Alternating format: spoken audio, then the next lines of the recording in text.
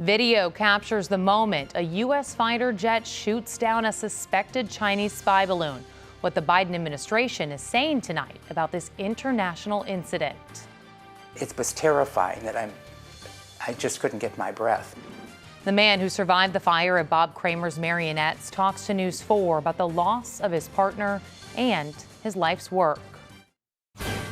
Live from the KMOV Broadcast Center. This is News 4 at 10. Watching out for you. Thank you for joining us. I'm Alexis Zotos. The suspected Chinese spy balloon that floated over the St. Louis area is now in pieces in the Atlantic Ocean. A fighter jet shot it down earlier today. The balloon created an international incident and increased already tense relations between the U.S. and China. Michael George is following the latest developments tonight.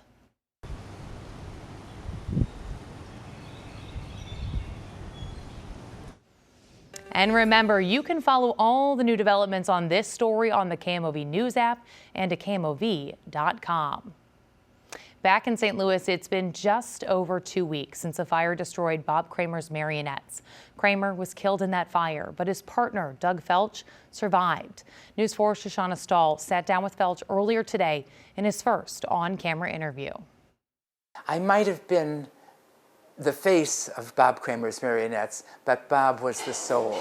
On January 20th, a fire tore through Bob Kramer's Marionettes. Bob Kramer and Doug Felch not only worked there, but... Now we have a link to that GoFundMe on the KMOV News app. We also have an update from the fire department tonight. Firefighters say the investigation is still open, but currently unresolved, meaning they haven't yet been able to find an origin or cause of that fire. Now, St. Louis police are working to solve a deadly shooting. Officers found a man dead just before 3:30 this afternoon near Bates and South Broadway. That's in the Carondelet neighborhood.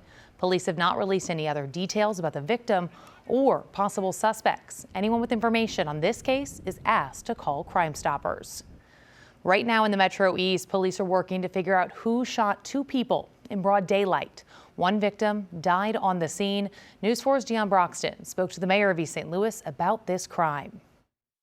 Again, it's another sad day here in the city of East St. Louis. It's a topic East St. Louis Mayor Robert Eastern III would rather not talk about. And the question becomes, what are we doing as a society? Saturday afternoon, someone unloaded bullets. And a warning tonight before you take a trip to the bank. Thieves are once again targeting people at ATMs in South St. Louis.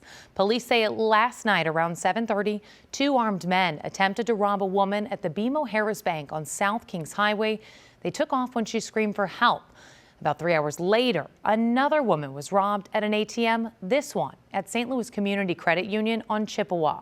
Police are investigating whether these incidents are connected. Now turning to weather, we got a break from those cold temperatures today. Let's get a first check of our forecast with meteorologist Kristen Cornett. Kristen? A freight train filled with hazardous chemicals derails in Ohio, sparking a massive fire. Next on News 4, we're following the efforts to contain the blaze as federal investigators arrive on the scene. Plus, it's a good day for a swim in Lake St. Louis, why hundreds of people took the plunge in freezing waters.